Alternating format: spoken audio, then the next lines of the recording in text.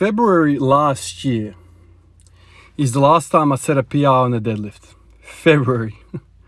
It is July now. End of July. It's a long ass time in between drinks. So all you gotta do is look into your training log before and after and see what's happened. This doesn't happen by accident. It doesn't. I did something really good before that PR, and I did lots of different things after the PR. Now, after that PR in February, I had a pretty good stretch of other training. Namely, I improved my front squat by a lot. Went from 160 all the way to 180, 2.5. That's a huge leap. I think the last front squat PR, the 182.5, was I think in September or October. And then only just recently I set a front squat PR 185. So there's been a large chunk of time that's passed and I haven't increased my strength in the deadlift. Now I've had lots of training. Obviously you guys have seen a lot of it if you've been watching. And I've had lots of different ideas, and clearly a lot of these ideas have not translated to the deadlift. Now at the start of this year, I went out and I went, you know what, screw the barbell, let's focus on bodyweight exercises. And I spent 3 months at least, doing these kinds of things, exploring.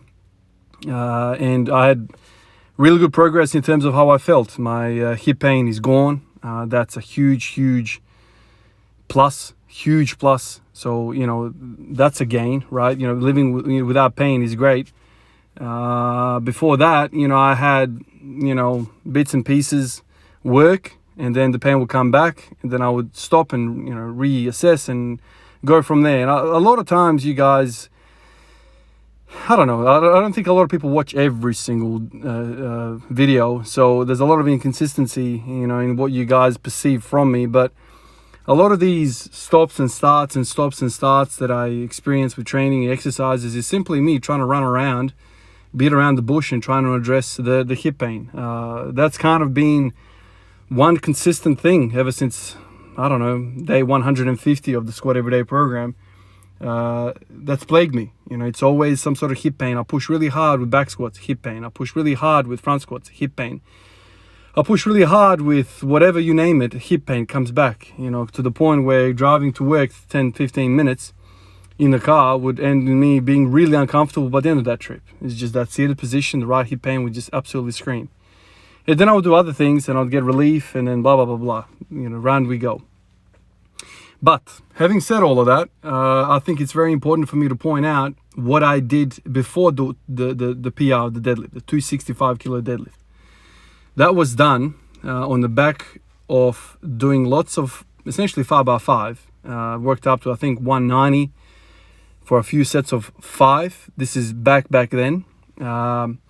And a bit before that, I think we were in some sort of a lockdown or something like that happened, that I spent like at least a few months of not going to the gym at all. And I remember that time vividly. I did lots and lots of hamstring curls.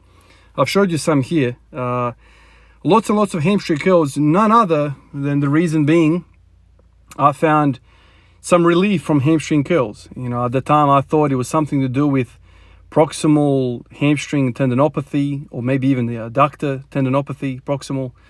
I had pain around there, and I thought it radiated to the hip, to the outer kind of TFL region. So, I spent a lot of time doing hamstring curls because I thought, okay, what is the cheapest way to get blood into that area? And I thought that was it.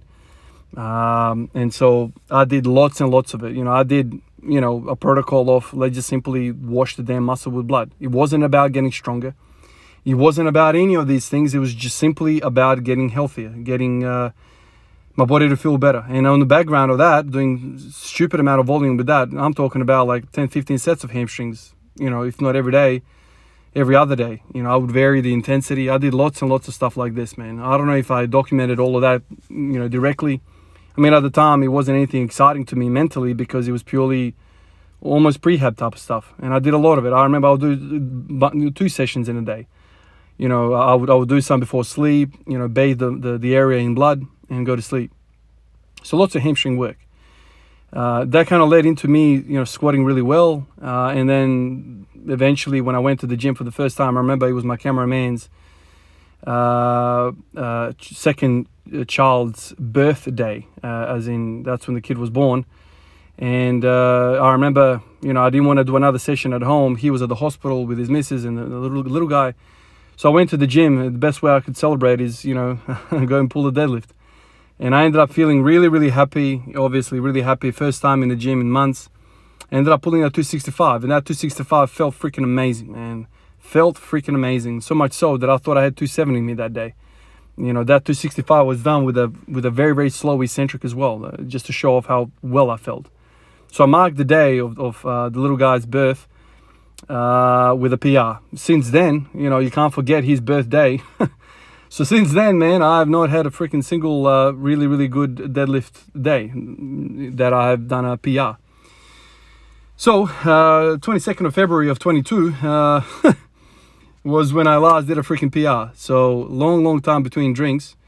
And kind of got me thinking about it. Obviously, like this year's all been about, high reps, quads, bodyweight squats, these kinds of things. Now I'm kind of like in the conjugate method, and I thought, shit, if I'm doing so much stuff, why don't I do something that's worked before? And so I've done some hamstring curls today.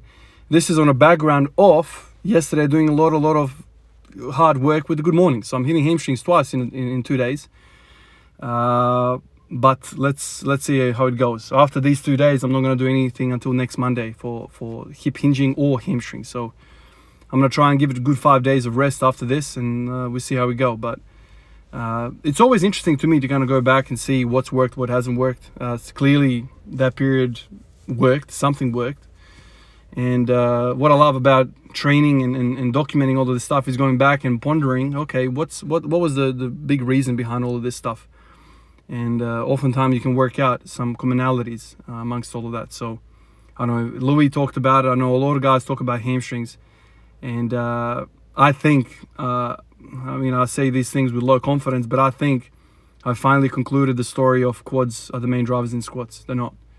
They're not, because, I've said this many times before, you can leg press a lot more.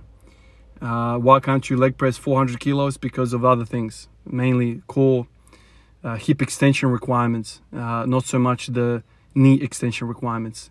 The knee is made up of, a junction between the femur and the tibia, and then there's a joint. Very, very kind of like limited amount of, leaking of power.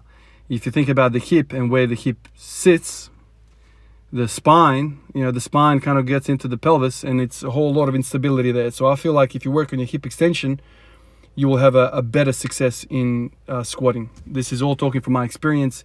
And if I look at all the good bits that I've had, both in terms of pain and health of my hip, and also my squatting ability, it's always been around having lots of hip extension and lots of hamstring work. It's just always been like that. And that's probably my body, how I squat.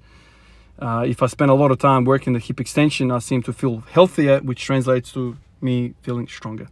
Anyway, guys, appreciate all of you guys, and I'll catch you in the next one. Peace out.